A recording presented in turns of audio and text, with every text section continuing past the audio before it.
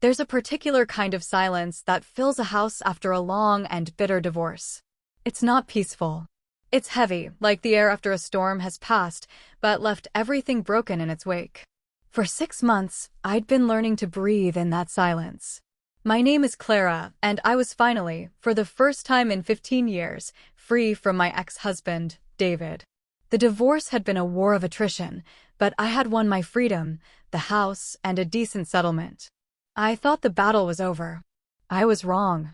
For a man like David, the war was never really over. It just entered a new phase. He was a master of psychological warfare.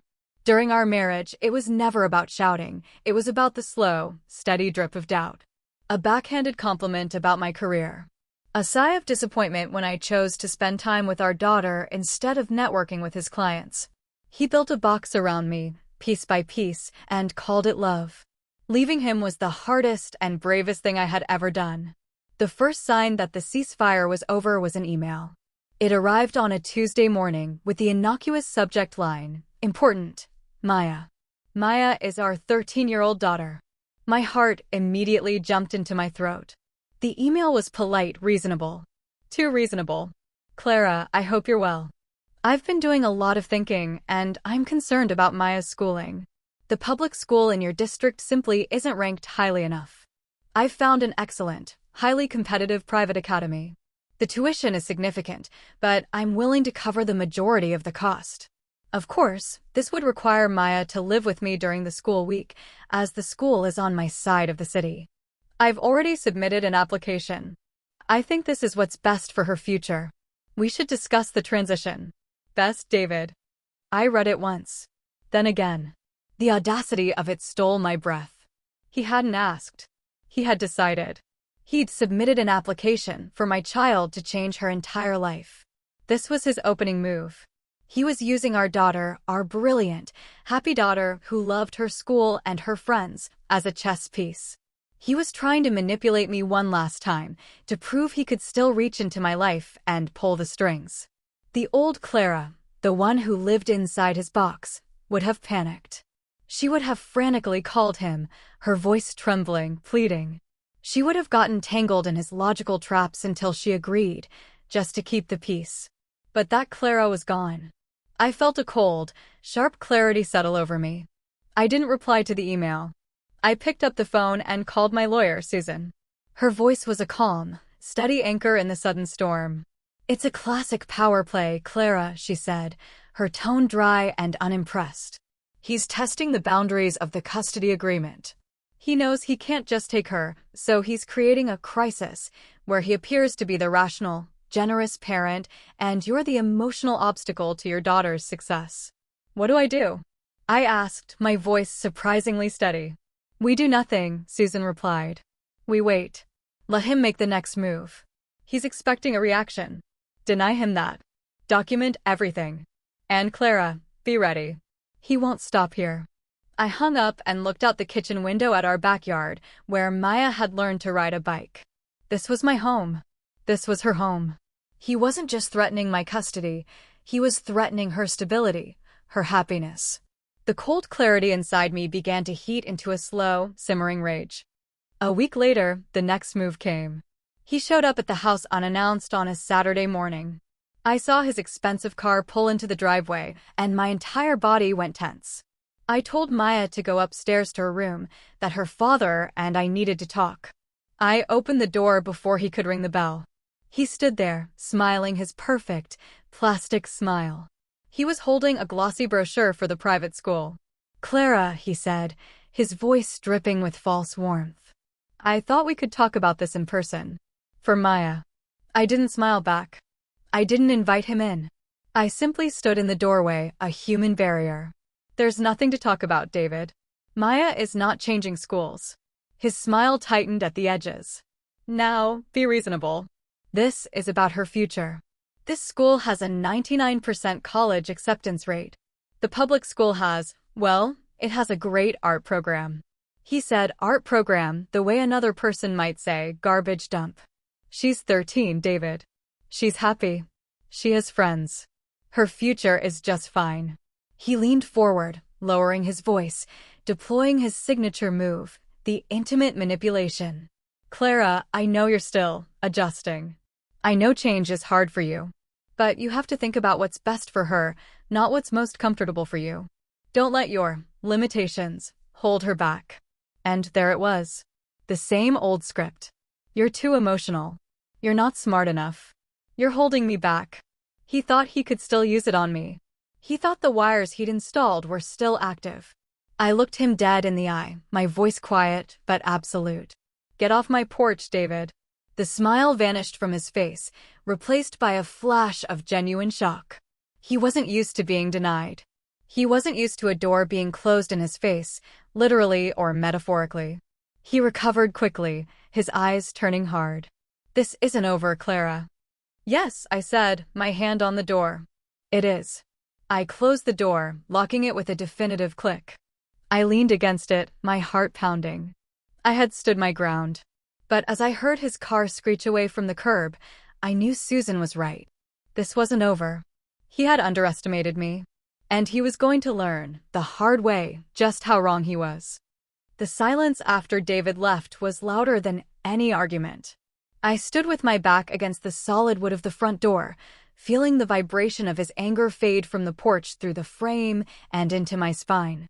My hands were trembling, but not from fear.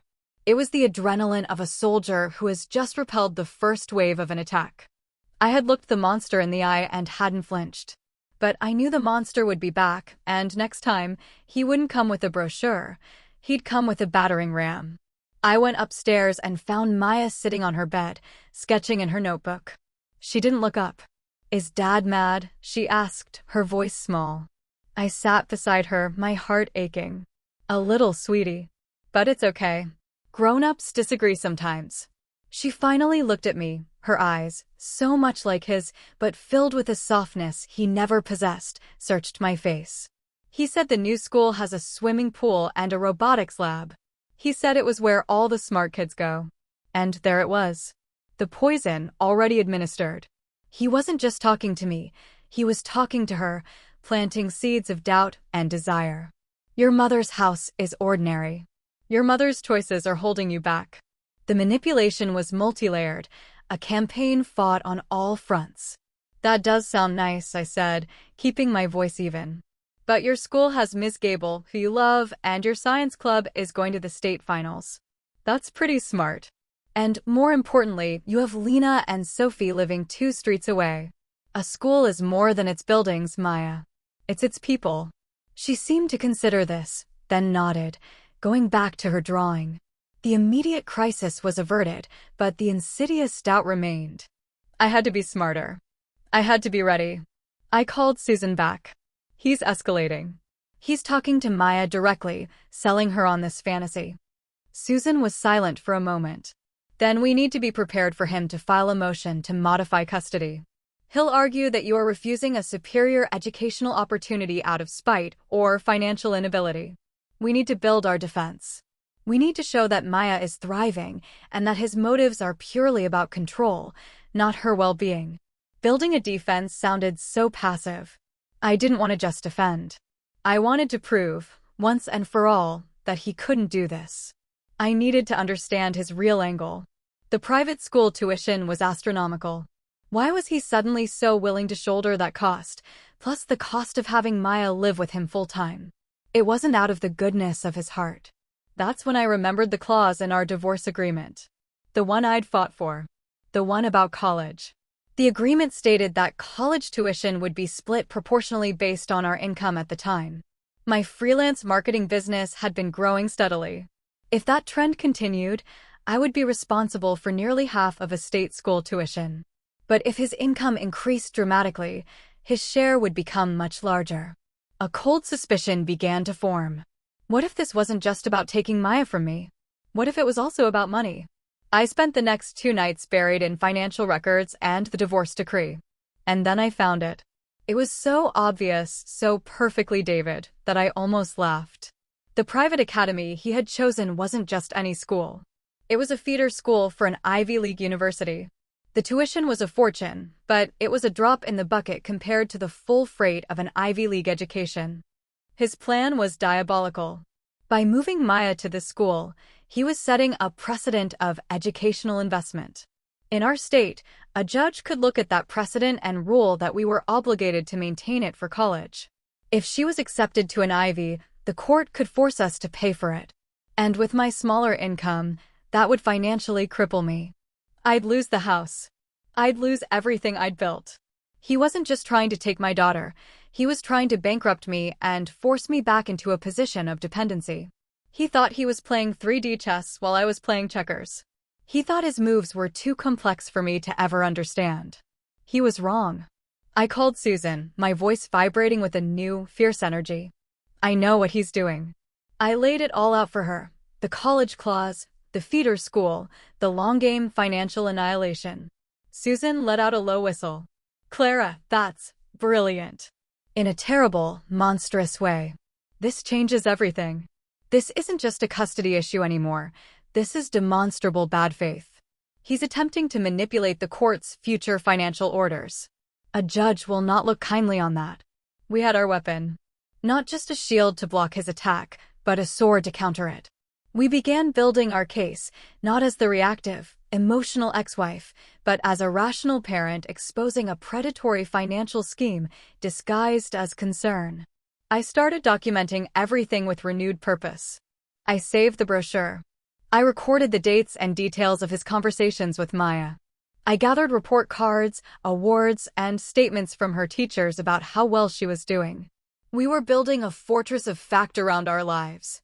David, arrogant and sure of his victory, filed his motion to modify custody. The legal papers were served to me by a uniformed process server right on my doorstep for Maya to see. It was another one of his power plays, another attempt to intimidate. But this time, as I held the thick envelope, I didn't feel dread. I felt a grim sense of anticipation. He had taken his shot. He thought he was manipulating me one last time. He had no idea that I was waiting for him, that I had already laid the trap. The hunter was about to become the hunted. The legal papers felt heavy in my hands, not with the weight of fear, but with the gravity of the coming battle. I took them inside, placed them on the kitchen counter, and didn't open them immediately. I needed a clear head. I made a cup of tea, the familiar ritual calming my nerves. When I finally slid the documents out, the language was cold and accusatory. David's petition painted me as an obstructionist parent, willfully denying a superior educational opportunity and failing to prioritize the child's long-term academic welfare. It was his narrative, crafted in legalese, and it was a lie. But I was ready. I scanned the documents and emailed Susan immediately. The wolf is at the door. Our fence is built. Her response was swift. Good. Now we show the court the wolf is wearing sheep's clothing. We have 2 weeks until the hearing. Let's make them count. Those 2 weeks were a whirlwind of quiet, determined preparation. My small home office became a command center. One wall was dedicated to Maya's current life, a map of our neighborhood with her friends' houses pinned, her honor roll certificates, photos from science club, a schedule of her soccer games. This was the evidence of her thriving, happy life. The other wall was dedicated to exposing David's scheme. I created a timeline connecting the dots between the college clause in our divorce decree, the exorbitant cost of the private feeder school, and the projected cost of the Ivy League tuition it was designed to lead to.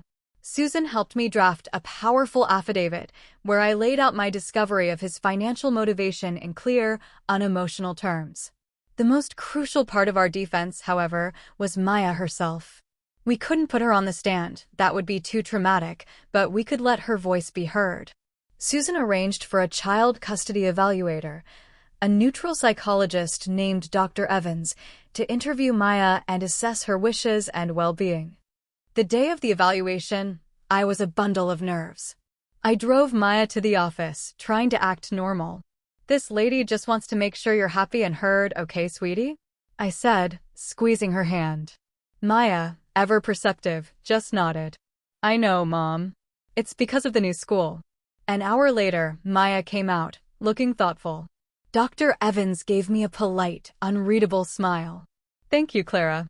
I'll be in touch." The wait for her report was agonizing. This was the wild card. David could be charming when he wanted to be. What if he had manipulated her? What if she told the doctor she wanted the pool and the robotics lab? For days before the hearing, Susan called, her voice buzzing with triumph. We have it. Dr. Evans's report is a masterpiece. Maya told her she loves her school, that she doesn't want to leave her friends, and that she feels her father is trying to buy her with promises of a fancy school. She said, and I quote, "It feels like he wants a trophy daughter." I sank into a chair, tears of relief and pride welling in my eyes. My daughter was not a pawn. She was a person, and she saw right through him. She had given us the most powerful weapon of all, the truth in her own words. The day before the hearing, David tried one last, desperate manipulation. He called my cell phone. I almost didn't answer, but a cold curiosity made me pick up. "Clara, we don't have to do this," he began, his voice slick with false reasonableness. "We can settle this like adults, before we air all our dirty laundry in front of a judge. I'm willing to compromise.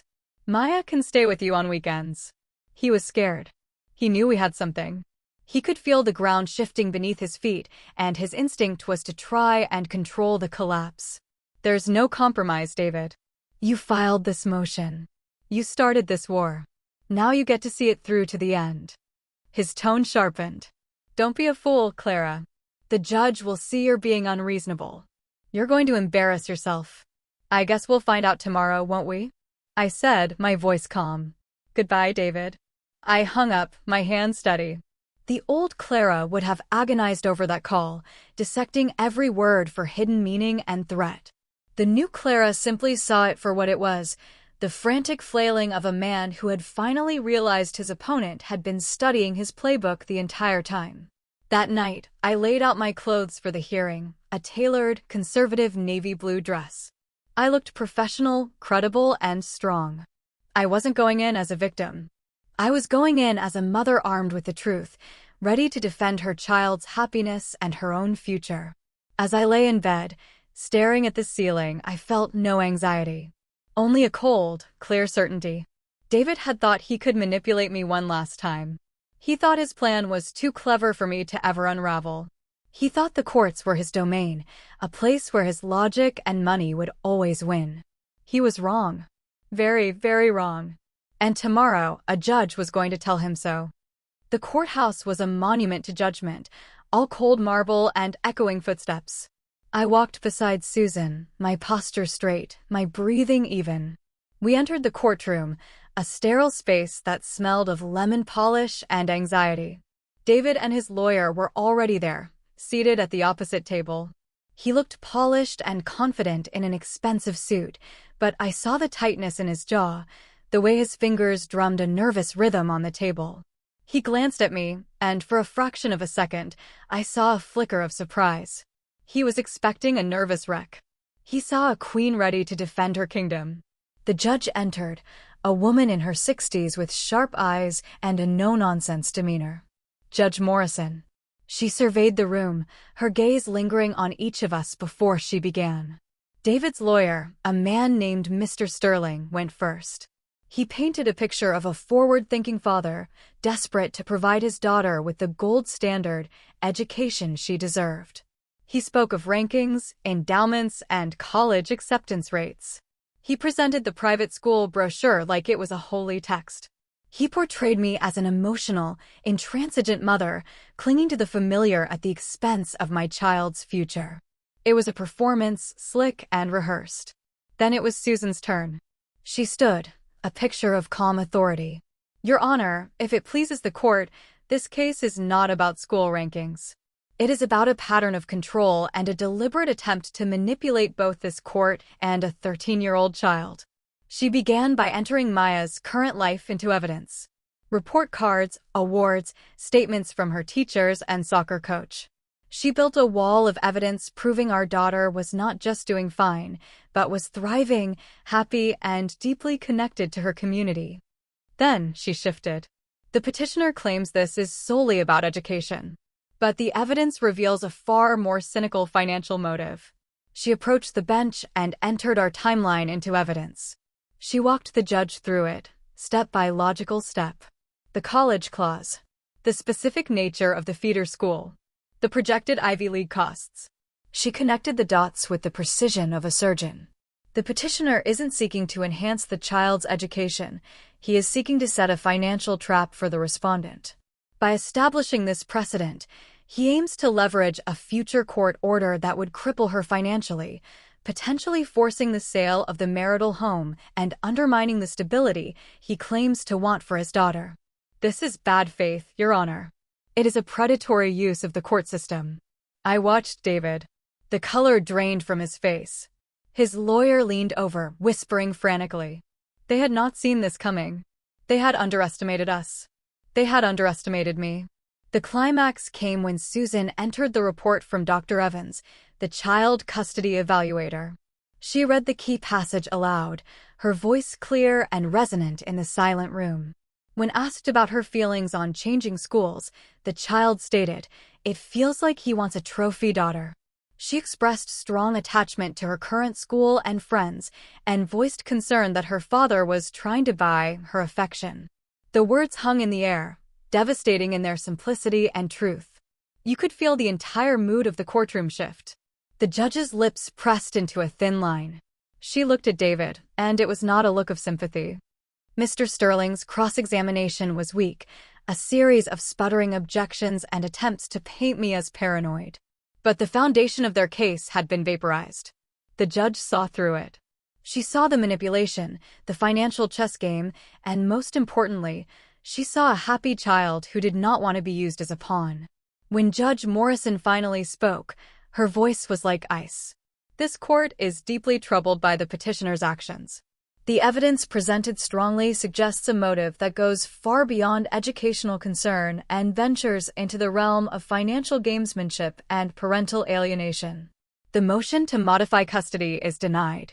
Furthermore, the petitioner is ordered to pay all of the respondent's legal fees associated with defending this frivolous action. She brought down her gavel. The sound was a gunshot, marking the end of David's campaign. I didn't look at him as we stood to leave. I kept my eyes forward, my head high. Susan squeezed my arm. "You were magnificent," she whispered. As we walked out of the courtroom, I finally allowed myself a deep, shuddering breath. The cold certainty that had carried me through the hearing melted away, replaced by a wave of pure, unadulterated relief. It was over. He had thrown his best shot, and it had not just missed, it had blown up in his face. We stepped out into the sunlight. The world looked the same, but I was different. I had not just defended my daughter, I had defeated a tyrant on his own chosen battlefield. He thought he could manipulate me one last time. He was wrong. And now the whole world, or at least a court of law, had the paperwork to prove it. The victory in the courtroom was absolute, but its true sweetness was in the quiet that followed. The first thing I did when I got home was hug Maya so tightly she squeaked. "It's over, baby," I whispered into her hair. "You're staying right here." She didn't fully understand the legal war that had been waged for her, but she felt the peace that settled over our home, and that was enough. The official order arrived a week later, a formal document that enshrined our victory in black and white. A copy would be sent to David, a permanent record of his defeat. Along with it came the judge's scathing remarks about his predatory use of the court system, language that would haunt any future legal action he might be foolish enough to attempt. A few days after that, an envelope from David's law firm arrived. I opened it with calm hands. Inside was a check covering every penny of my legal fees, just as the judge had ordered. It was a significant sum, a tangible symbol of his failure. I didn't feel joy at his financial hit, I felt justice. He had tried to bankrupt me, and instead, he had funded my defense.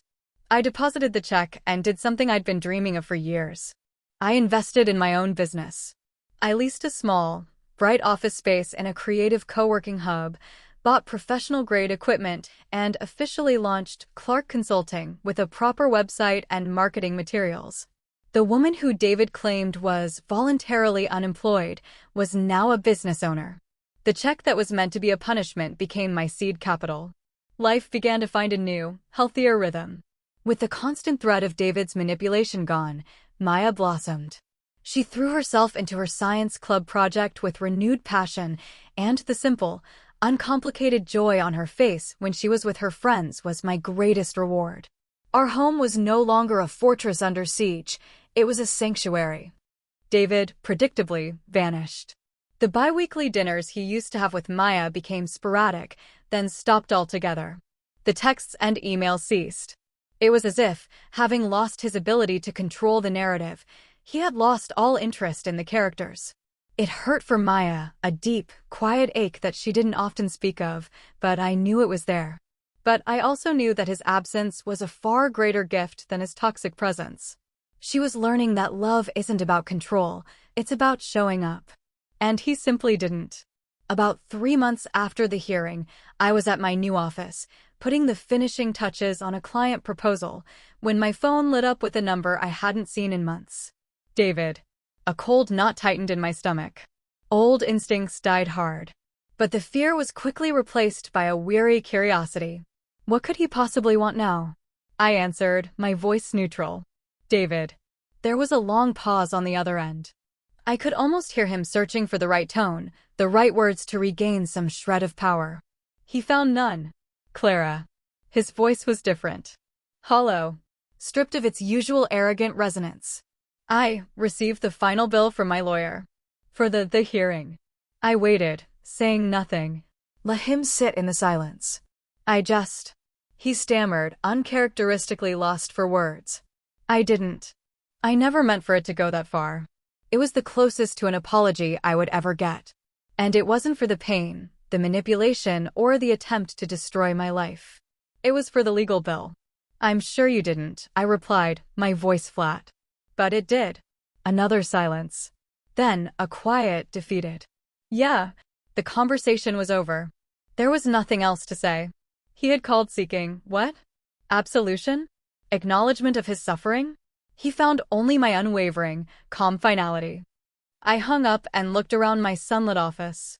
The world kept turning. My business was growing. My daughter was happy. The ghost that had been haunting me had just called, and he had sounded small and weak and very, very far away. The war was truly over. Not with a bang, but with a whimper on the other end of a phone line. He had thought he could manipulate me one last time, and in his failure, he had lost everything, his case, his money, and ultimately, any lingering power he held over my peace of mind. I was free. Not just legally, but completely. And the silence in my life was no longer heavy. It was beautiful. A year has a way of smoothing the sharp, jagged edges of the past. The change wasn't dramatic. It was in the small, quiet moments. It was in the way I could sleep through the night without my mind racing. It was in the easy laughter that now filled our home, laughter that was no longer tinged with the underlying tension of waiting for the other shoe to drop. Maya was flourishing, her teenage years unfolding with a normalcy I had once feared was lost to us. She talked about college now, but it was her dream, her ambition, not a weapon in her father's arsenal. My business, Clark Consulting, had found its footing. That initial investment from David's legal fees had been a catalyst. I was no longer just scraping by, I was turning a healthy profit, landing clients who valued my strategic mind, not just my story. The voluntarily unemployed spouse was now a sought-after marketing consultant. The irony wasn't lost on me, it fueled me. One Saturday, I was cleaning out the garage, a task I'd avoided for years because it was filled with the ghosts of our old life. I found a box labeled David's office. It was filled with the detritus of his former presence, expensive pens, a corporate trophy, old day planners. I was about to haul it to the donation bin when a small, black moleskine notebook fell out. It was one of his old password journals from before we used a digital manager. A cynical curiosity made me flip it open. Most of the entries were obsolete. But my eyes landed on one, written in his tight, precise script. It was the login for a cloud storage account I never knew he had. The username was his standard one. The password was our old, shared password, the one he'd used for everything before he decided I was a security risk, Maya's name and birth date.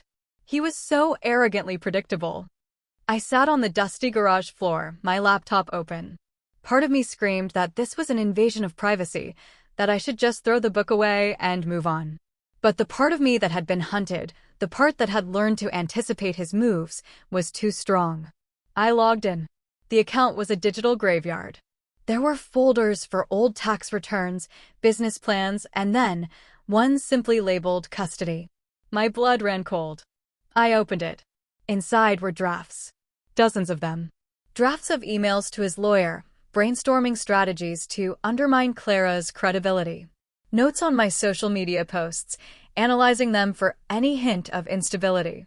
A timeline he'd constructed, highlighting every time I'd been late picking Maya up from soccer or forgotten to sign a permission slip, trying to build a case for my unreliability. This was the blueprint.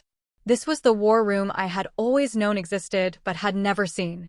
And then I found the final file. A document simply titled Contingency. I opened it, my heart hammering.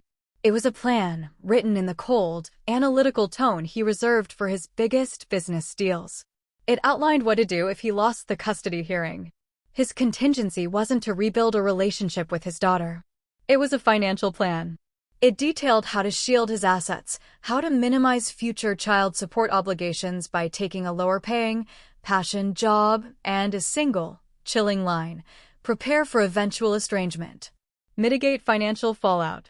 He hadn't just planned to fight me, he had planned to abandon her if he couldn't win. He saw her as a liability, a financial variable to be managed. The rage that washed over me was so pure, so white-hot, it was almost peaceful. This wasn't the frantic, fearful anger of the past. This was a clean, righteous fury. He was a hollow man. A suit filled with calculations and nothing else. I didn't scream. I didn't cry. I simply selected every file in the custody folder and pressed delete. Then I emptied the trash. I logged out of the account and changed the password to something random I would immediately forget. I closed the laptop and looked at the box of his things. The trophy, the pens, the day planners. They were just props. The real man, the pathetic, small, calculating core of him, was in that digital folder. And now it was gone, erased by the very person he had considered too insignificant to understand his games. I carried the box to the curb for donation. It felt lighter than it should have. I was shedding the last of his weight, the last of his secrets. He had tried to manipulate me, to break me, to financially cripple me. And in the end, all he had succeeded in doing was showing me the absolute bottom of his own soul. And it was empty. Walking back into my house, I felt a final, profound closure. The chapter wasn't just over. The book was ashes. He had given me one last, unwitting gift, the certainty that I had not just won, but that I had escaped something truly monstrous. And my daughter had escaped it with me. We were safe. We were whole. And we were never, ever looking back. The finality of that day in the garage settled into my bones, a quiet, permanent truth. The last ghost had been exorcised. There were no more secrets left to uncover, no more hidden boxes holding evidence of his betrayal. The war was not just over. The battlefield had been cleared, the land healed, and new structures built upon it. Life moved forward, not in a dramatic rush, but in a steady, fulfilling flow. Clark Consulting grew beyond my wildest dreams. I hired my first employee, a sharp young designer named Liam, and the energy of building a team, of mentoring someone, filled me with a purpose I'd never found in just being David's wife. The money was no longer just a means of survival, it was a tool for creation. I set up a college fund for Maya so robust it would cover any school she chose, freeing her future from the shadow of his financial games. Maya, now 14, was becoming her own person, a funny, fiercely independent young woman with my stubbornness and a creative spark all her own. She rarely mentioned her father. When she did, it was with a detached curiosity, like discussing a distant relative she barely remembered. The pain of his abandonment was still there, a faint scar, but it no longer defined her. She was rooted in the life we had built together, a life of stability and unconditional love. One evening, we were painting her bedroom a color she'd chosen called Cosmic Sky, a deep blue with flecks of silver. We had music playing, and we were both covered in paint splatters, laughing at nothing. In that moment, surrounded by the chaos of creation, I felt a joy so profound it was almost painful. This was the life he had tried to take from us. This simple, messy, beautiful happiness. About a year after the garage discovery, I was featured in a prominent business magazine. The article was about entrepreneurs who had pivoted their lives after personal crisis. They used my story, anonymized, as the lead. They photographed me in my office, surrounded by my team's work, looking not like a victim, but like a CEO. A week after the article came out, I received an email. The sender's name was blocked, but the subject line read, "I saw the article." My breath caught for a second, an old, conditioned reflex. Then I calmly opened it. There was no greeting, no signature. Just 2 lines of text. "You look successful. I always knew you had it in you." It was from David. I knew it as surely as I knew my own name. It was the final, pathetic grasp for a connection. He wasn't apologizing. He wasn't even acknowledging the pain he'd caused. He was trying to retroactively claim credit. He had always known. As if my success was a reflection of his discernment, rather than my escape from his oppression. A few months ago, that email would have ignited a firestorm of rage inside me. Now, I felt nothing but a vast, oceanic pity. He was a spectator to my life, watching from the shadows, while I was living it. He was trying to manipulate the narrative one last time, to insert himself into my story as the visionary who had seen my potential all along. He was wrong. I didn't delete the email. I didn't reply. I simply archived it. It was evidence, not of his presence, but of his irrelevance. It was the whisper of a ghost who no longer had the power to haunt me. That night, I stood on the porch of the home I owned, in the life I had built, and looked up at the stars. The silence was no longer something to be endured, it was a symphony. It was the sound of peace. He thought he could manipulate me one last time.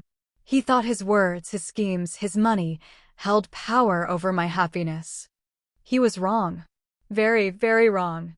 And the greatest revenge of all was the life I now lived, a life so full, so vibrant, and so completely my own, that his memory had faded to a footnote, a cautionary tale about the strength it takes to choose yourself.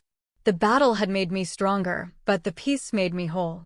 And I was, finally, forever free.